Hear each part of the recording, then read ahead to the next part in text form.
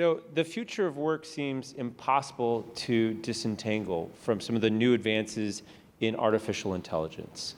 We are given the promise of new leisure, but also the chilling prediction that there's just going to be greater economic disparities coming from AI.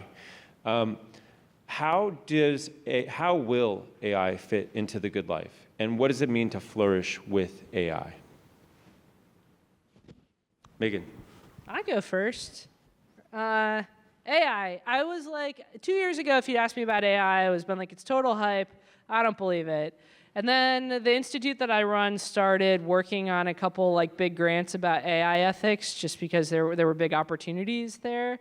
And we started bringing in more faculty who work in AI ethics. And now I think AI is going to rock all of our worlds. Like, buckle up.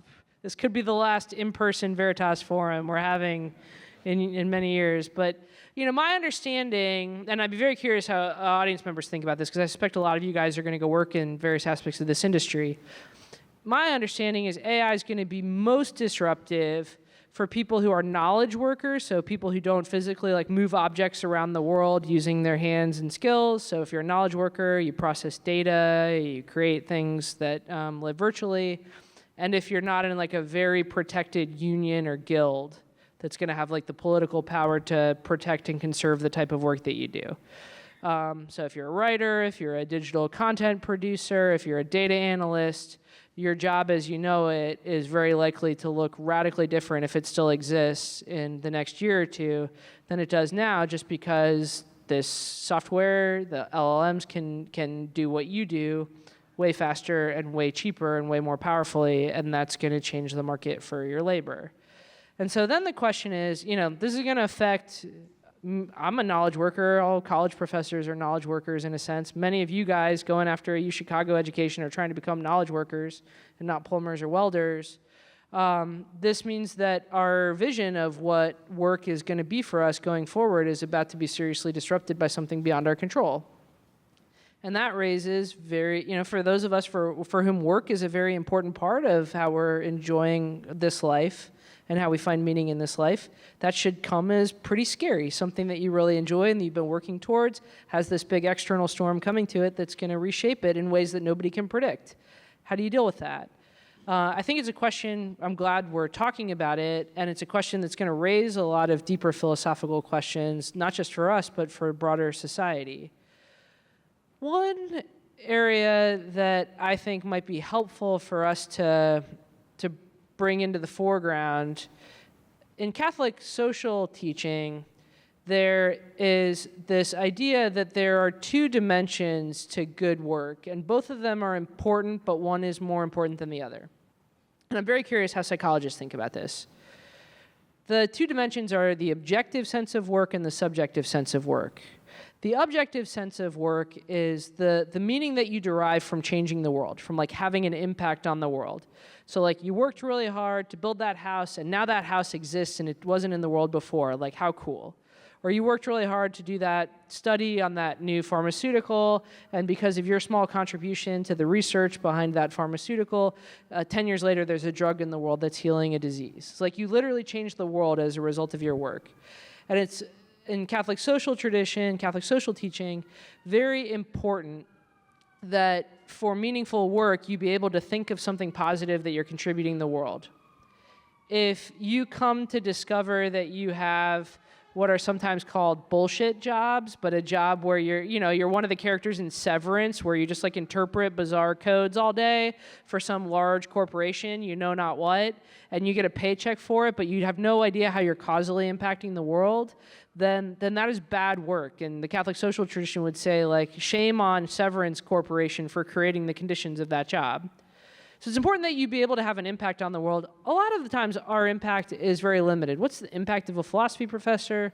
I inspire a couple hundred students if I'm lucky each year, but I'm not curing cancer.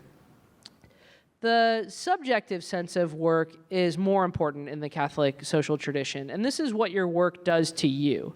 How does your work form you as a person? Does the work that you do every day make you more courageous, make you more generous, make you more faithful, help you develop an inner life? Or in the case of some particularly grindy jobs, and maybe you won't hit this right after college, but you'll find a lot of your friends are in this position in their like 30s and 40s, you realize that you've been working for this great paycheck and you've turned into a very grumpy person, or a very ungenerous person, or a ruthless person, somebody who'll do anything to get ahead, and you're not a good friend anymore, and you're not available to your family, and you've ended up like your day-to-day toil has actually corrupted your soul. That's a very bad outcome. That's like way worse than having a bullshit job is a job that corrupts your soul. That gets us back to AI. So the question is, in the best possible scenario, AI is going to mean that we're all doing different jobs than we maybe thought we were going to do because it's so disruptive and it kind of changes what knowledge work looks like. We don't know what those jobs are going to be like, so we're going to be in uncharted territory about whether or not those jobs are good for our souls, they're good work in the subjective sense. Like the kinds of things that you're doing with AI, we're going to have to ask these hard questions. How is this affecting us as people, and how is it affecting the people who use it? If you find yourself going to work for one of the Magnificent Seven corporations, and you're building chatbots that make a lot of money because they sell a lot of ads or people buy a lot of subscriptions because they like the agency aspect of what the AI is able to do, but ultimately you see that all of the teenagers and emerging adults that use your technology are lonely and have a difficult time making friends and are finding themselves miserable, having terrible body image, then you might think you have done something awful with your work. Like you might have made a lot of money, you might have written some really interesting code, but actually there's something deeply problematic about what you've done. We don't know exactly what shape this is going to take, but I think one of the most important questions that our generation, like the people sitting in this room, is going to have to ask as AI displaces knowledge work, the work that we and our friends are going to be doing, is whether or not the new work is work that counts as good work in the subjective sense. And nobody will have asked that question before. Nobody's navigated an AI transition in all of human history. We're going to be the first to do it. And so I think we need to be really on the ball about what those questions are going to be. And that's exactly why it's important for you to ask these questions alongside of learning all the technical skills that you're getting at a place like Chicago.